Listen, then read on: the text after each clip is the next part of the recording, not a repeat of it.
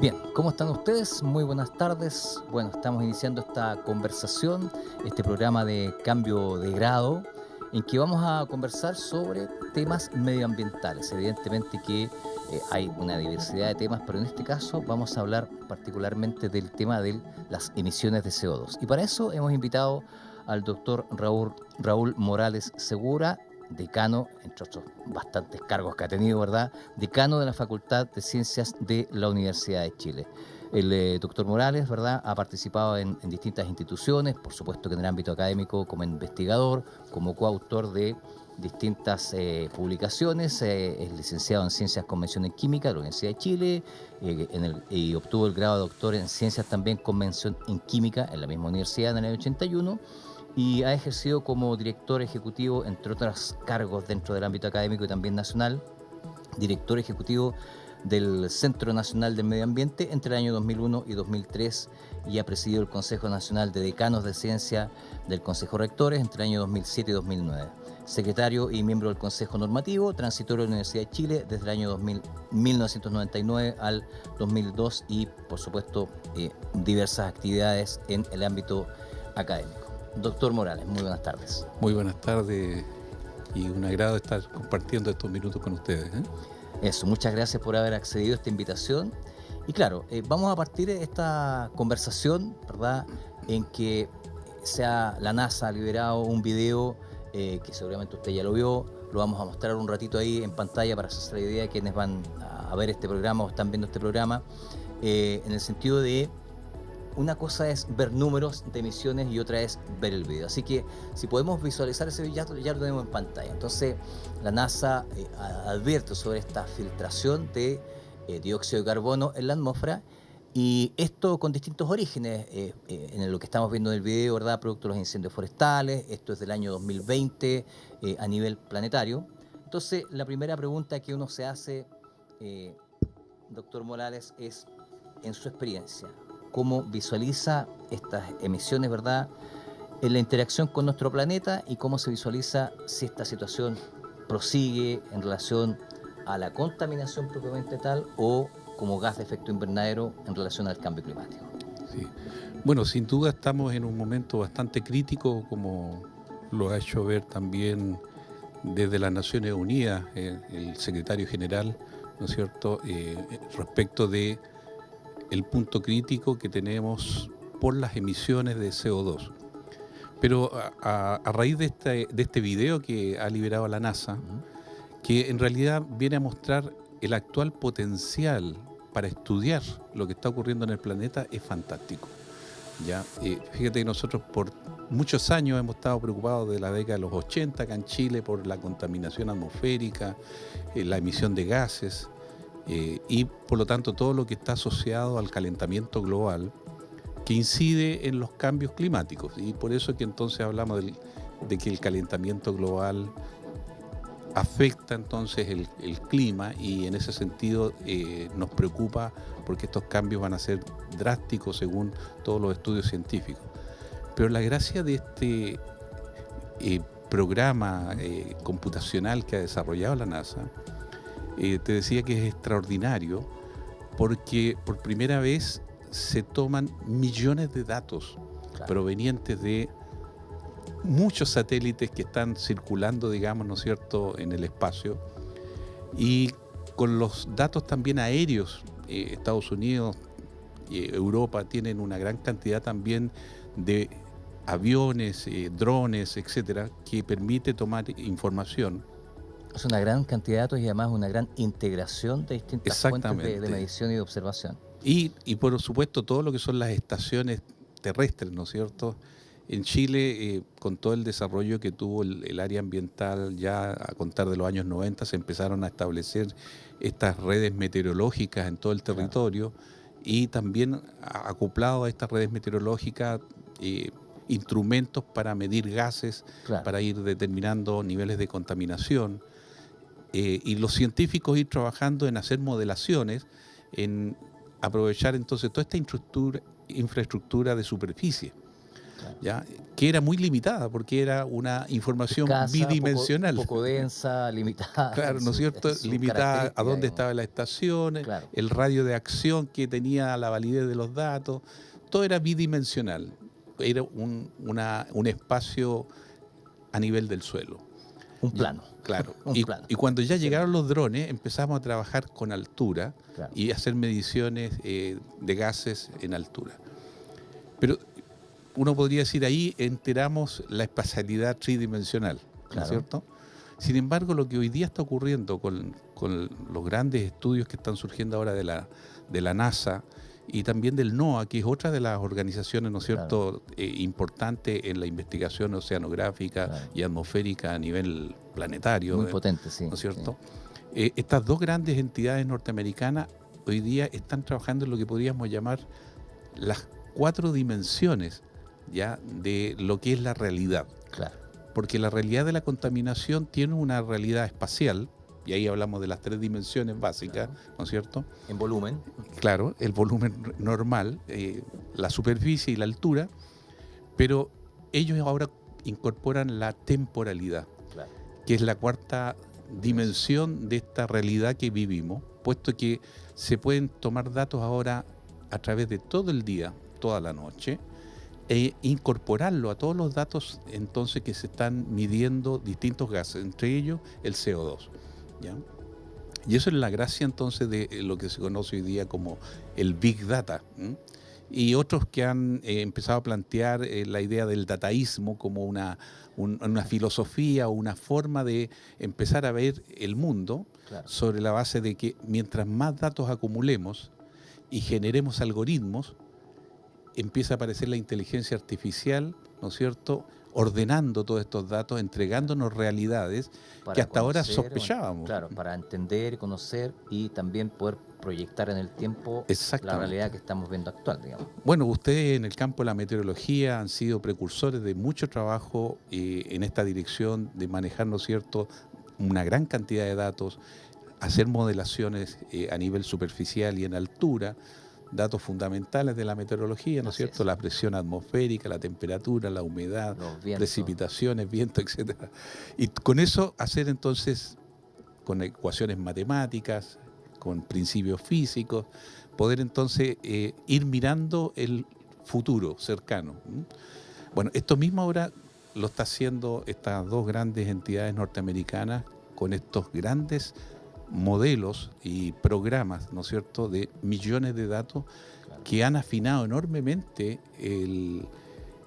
la calidad de los estudios que hasta hace poco la meteorología probablemente era el área exclusiva. Claro. Ellos se han metido ahora con la posibilidad entonces de conocer exactamente lo que está pasando en estas 4 dimensiones, ¿no es cierto?, con un gas tan importante como es hoy día la investigación del CO2, el anhídrido carbónico, puesto que esa es la base del calentamiento global.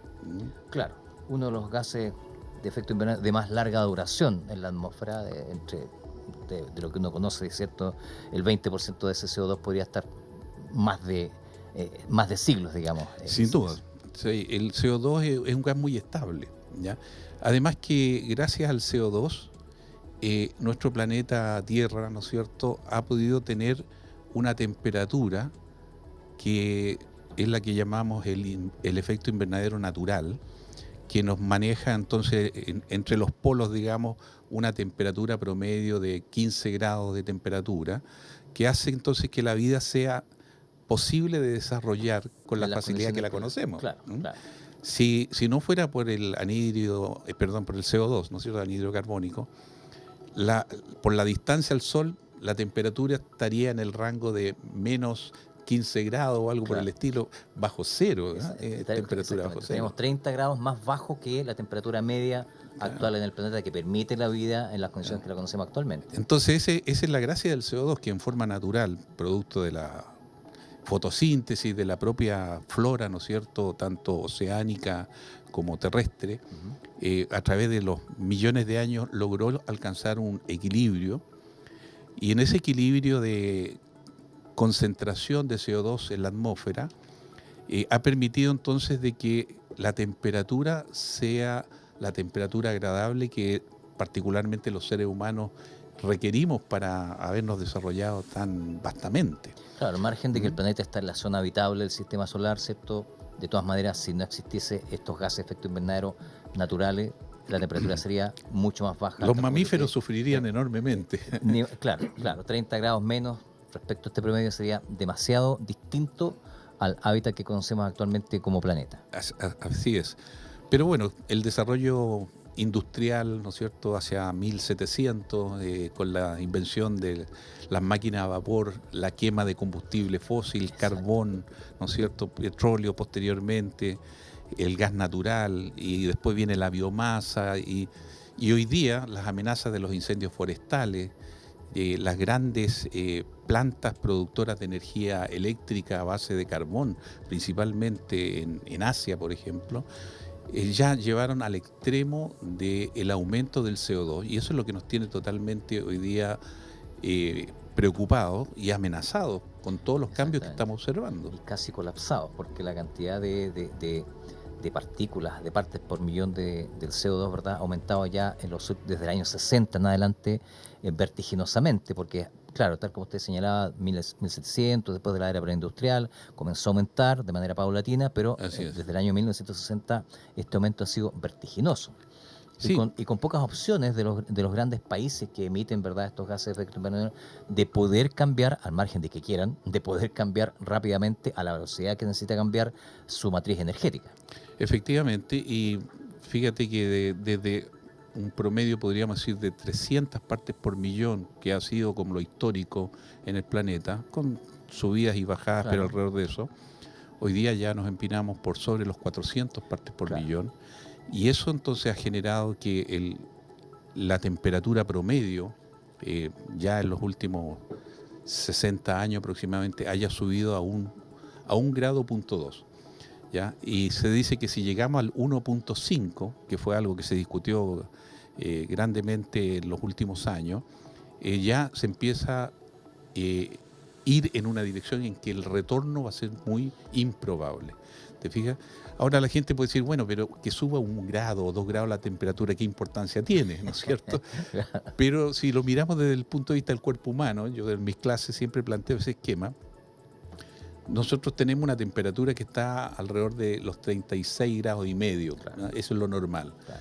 Pero nos suben 1,5 grados y estamos con fiebre. Estamos con fiebre y nos sentimos mal. ¿Cierto? Que es lo que le podría estar pasando al planeta o muy cerca de eso, ¿verdad? De empezar a sentirse mal y en consecuencia experimentar, ¿cómo decirlo?, desequilibrios en su funcionamiento habitual. Empiezan todos los desequilibrios que requieren, digamos, la estabilidad térmica que se ha regulado por millones de años. Entonces, subir 1 grado o 2 grados, pensemos solamente en el océano, ¿ya? El océano que cubre 3/4 partes, ¿no es cierto?, de nuestro planeta. Claro. Somos un planeta azul por el agua, fundamentalmente.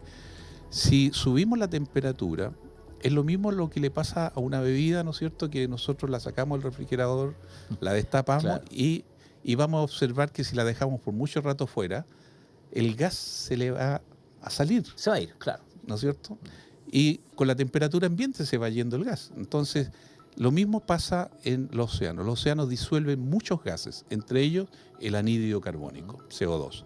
Entonces, hoy día podríamos decir que el océano es un gran sumidero, ¿ya?, de gas CO2. O sea, lo saca de la atmósfera porque se disuelve y se mete en el agua. Claro.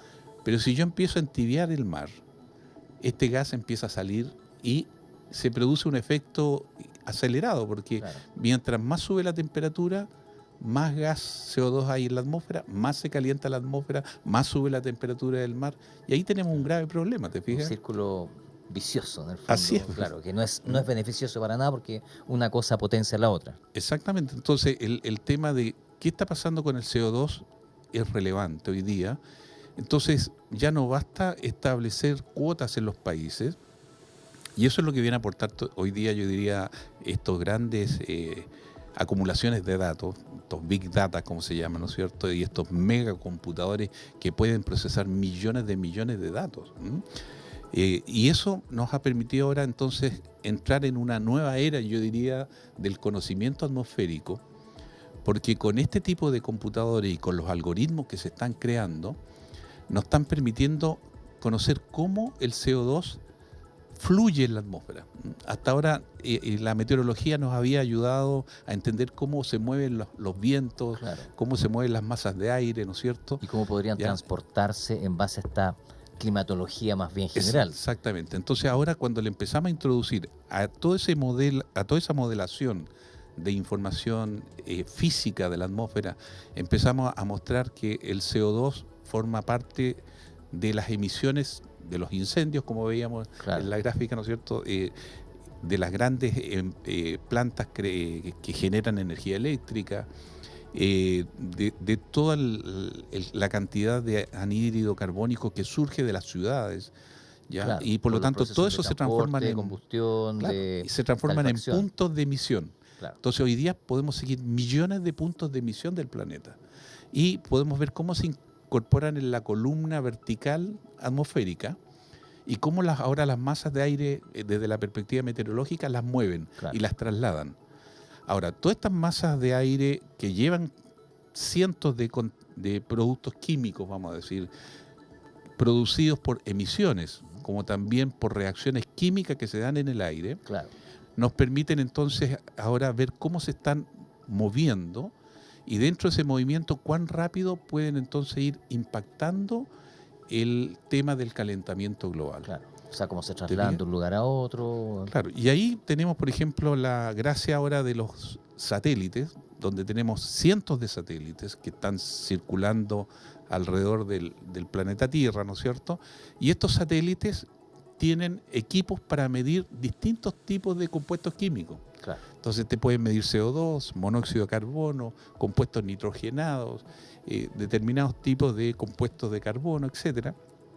Y todos esos son datos. Entonces están midiendo la columna. Y son millones de datos, porque se hacen muchas mediciones. Imagínate, las mediciones por hora. ¿Cuántas Claro. mediciones por hora pueden hacer? Y eso transmitirlo a un ordenador, ¿Sí? a ¿cómo se llama? Un conjunto de computadores, ¿verdad? Todo eso va bajando entonces a distintos computadores en el planeta, en los distintos continentes. Claro. Ahora, toda esa información ahora se traslada a estos centros como NOAA o qué sé yo, NASA, ¿ya? Que donde tienen, ahora donde tienen los Europa, megacomputadores, claro, que pueden recibir los millones de datos que le están entregando los otros computadores. Exacto. ¿Ya? Y de esa manera entonces, con estos nuevos algoritmos que se van desarrollando sobre la base de los principios físicos del movimiento de las masas de aire, permite entonces ya conocer exactamente qué está pasando con el CO2 que se incorpora a la atmósfera producto de la actividad humana. Pero también nos permite empezar a rastrear qué pasa con el CO2 que surge de los ecosistemas. Tenemos ecosistemas claro, naturales, como podríamos pensar acá en Sudamérica, ¿no es cierto?, la selva amazónica, que los procesos fotosintéticos van a absorber CO2. Claro. Tenemos también biomasa, las grandes turberas en el sur de nuestro continente, Chile particularmente, en la zona patagónica, todos los humedales que están repartidos por el planeta, que también absorben, son sumideros de claro, CO2, pero también tenemos emisores de CO2 entonces por desastres naturales, por todo lo que significa, digamos, ¿no es cierto?, la descomposición de la materia claro, orgánica, los residuos, los basurales. Los procesos digestivos del ganado vacuno. Entonces empiezan a aparecer todos esos otros componentes. Fíjate, entonces tenemos sumideros de estos gases y tenemos emisores de esos fuentes, gases, claro, ¿no es cierto?, fuentes. Entonces todos esos datos van a parar a algún satélite que está registrando en altura, claro, a las estaciones de superficie, a los drones y los aviones que están circulando haciendo mediciones en distintas zonas con la variable de tiempo incorporada, porque son mediciones y tenemos entonces esta nueva cuarta dimensión, claro, que los computadores la han podido ahora, por la capacidad que tienen, acumular. Antes era muy difícil porque los computadores tenían muy poca capacidad de procesamiento, claro, de datos. Yo creo que el gran avance que se logró hacer con toda la información espacial proveniente de los estudios astronómicos, que allí también tuvieron que desarrollar muchas tecnologías computacionales para acumular datos, eso hoy día se está usando para este otro tipo de datos que son propios de la Tierra, digamos. Claro. Y que permite entonces procesar... Sus distintos componentes, digamos, Claro. el atmosférico, el oceánico, geológico, litosférico, en fin. Toda esa gran variedad de información hoy día se está usando a través, como te decía, de estos algoritmos que nos permiten entonces racionalizar la información y cada vez sabemos más información. Claro. Y con esa información Con entonces más podemos velocidad, actuar. porque la capacidad computacional es mucho más rápida, Sin ¿verdad? duda, sin duda. Porque son grandes computadores con muchos núcleos y con una enorme velocidad en el procesamiento de datos. Así es. Y eso entonces hoy día nos está, por un lado, dejando sin trabajo a muchas áreas de investigación. Y generando otras también a partir de los nuevos datos. De la nueva Exactamente, información. porque todo el trabajo que, por ejemplo, aquí muchos investigadores chilenos lo hemos hecho a nivel de la superficie y después posteriormente pasamos a la etapa de drones, Claro. y empezamos a medir en 3 dimensiones y todos los contaminantes atmosféricos urbanos, etcétera. Hoy día nos encontramos que los megacomputadores la llevan, podríamos decir, Claro, en todo el desarrollo científico que se va a producir para el manejo de grandes datos que se requieren para conocer la complejidad de estas interacciones, claro, que se dan a nivel planetario.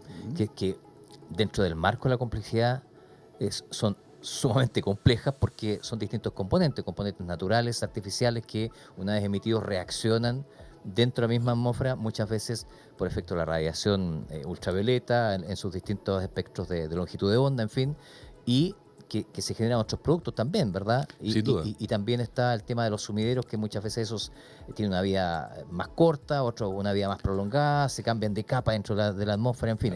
En general, todo lo que se emite a la atmósfera entra en una reacción química natural, por eso tenemos en la atmósfera cientos de reacciones químicas. Claro.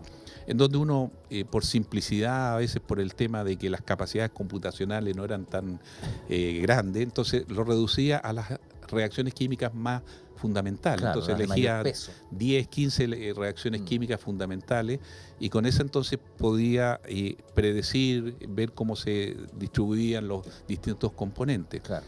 Hoy día, gracias a estos computadores y a estos programas, entonces se pueden incorporar cientos de productos químicos, decenas y decenas de reacciones químicas, te fijas que están todas estudiadas, todas han sido estudiadas en los laboratorios de investigación, se conocen sus constantes de velocidad de reacción, etcétera, y eso hace entonces que hoy día la información que estamos recabando, tal como se mostraba visualmente, que es un hecho también muy bonito ver cómo estas masas de aire uno les puede poner colores de acuerdo al tipo de gases, de acuerdo al tipo de fuentes de emisión o de acuerdo al tipo de sumideros que absorben, digamos, estos gases. Al ponerles color, entonces nos permite también tener una mejor visualización de su distribución espacial. Claro. Y eso hace entonces que la información que podemos manejar tiene una mejor capacidad predictiva. Los meteorólogos viven haciendo predicciones, ¿no es cierto? Sí. Pero son predicciones a 5 días, claro, en rangos cortos, podríamos decir, de tiempo. Más acotados para tener entre comillas, una buena confianza en el resultado de esa predicción. Bueno, ahora cuando hablamos nosotros de hacer predicciones en el caso del clima, tenemos que entrar a décadas. Claro. Y por eso que hablamos de que el CO2, ya en la medida que siga subiendo de aquí al 2100, o sea, tenemos que ya irnos en 80 años para hacer una predicción. No nos podemos equivocar ahora, porque puede que si nos equivocamos ahora, el 2100 no va a existir, digamos. Exactamente, o sea, si la partida no es tan buena por algún error de alguna no consideración o que se consideró en menor medida, en fin, va a arrojar un error, ¿verdad?, de acumulación al final del periodo considerado. Va creciendo el error, ¿no es cierto? Claro, y tal como te dice, que a lo mejor podríamos no estar por ese error. Entonces, claro, el advenimiento de toda esta nueva tecnología computacional nos viene a hacer mejores precisiones respecto de lo que va a ir ocurriendo en los próximos años. Claro. Y efectivamente, toda esta proyección del cambio climático es un cambio de décadas. Claro. Pero ya estamos estamos observando manifestaciones, ¿no es cierto?, que son bastante complejas para muchos países. Y ustedes han visto los cambios meteorológicos se han transformado en más extremos, ¿no? más extremos y que empiezan a aparecer conductas distintas para lo que uno creía que era un solo tipo de fenómeno, el fenómeno del niño, por ejemplo, dice, no, hay un niño costero, hay un niño modoki, ahora apareció otra cosa que es el nuevo niño, en fin, y todo esto debido a los estudios, tal como se utilizando las capacidades computacionales, en el sentido de indagar, disgregar, separar para poder entender mejor los procesos. Y eso requiere datos. Claro. Y en la medida que tenemos más datos puntuales en la superficie terrestre, a nivel satelital, nos va entonces entregando mejores capacidades de predecir. Exactamente. Digo, quienes hemos tenido la oportunidad de vivir en algún momento en el extranjero, particularmente en países que son muy planos, donde no tienen muchas montañas como Chile, ¿no es cierto? La precisión meteorológica es al minuto. Sí, sí. Yo en algún momento en Estados Unidos, en una zona que era muy cercana al Atlántico, podían decir, mire, a las 15:35 va a llover. Y había un sol precioso hasta las 3 de la tarde y efectivamente se ponía a llover a la hora indicada. Claro, pero efecto de roce, producto del relieve, cambia de forma los pero sistemas. nuestra realidad en Chile obviamente es muy distinta por estos cordones montañosos, ¿no es cierto?, que tenemos, estos valles tan pequeños que se saturan también tan rápido de contaminantes. Exactamente, sí. Hace que las predicciones sean mucho más difíciles, por lo tanto son mejores en la medida que hay más datos. Claro. Y ahí entonces las fuentes de datos pasan a ser relevantes y después las máquinas procesadoras de esos datos. Ya los algoritmos físicos, digamos, ¿no es cierto?, matemáticos, están bastante desarrollados. Así es. Y muchas veces lo que nos falta es acumulación de datos reales para alimentar, estaciones de medición, datos satelitales que sean ya no de cada hora, sino que cada minuto. Y toda esa información, toda esa información entonces requiere de estas grandes máquinas como las que tienen hoy día la NASA. La Universidad de Chile ahora adquirió un megacomputador, pero yo creo que se va a hacer chico para todas las demandas que para todas las capacidades y las intenciones de investigar. Claro. Sin duda, sin duda. Exactamente. Bueno, doctor Morales, le queremos agradecer su visita y su experiencia en relación a este tema del proceso de datos, esto de que le facilita a los estudiantes ver algo, tipo película, obviamente, ¿verdad? Y después entender las ecuaciones y todos los procesos.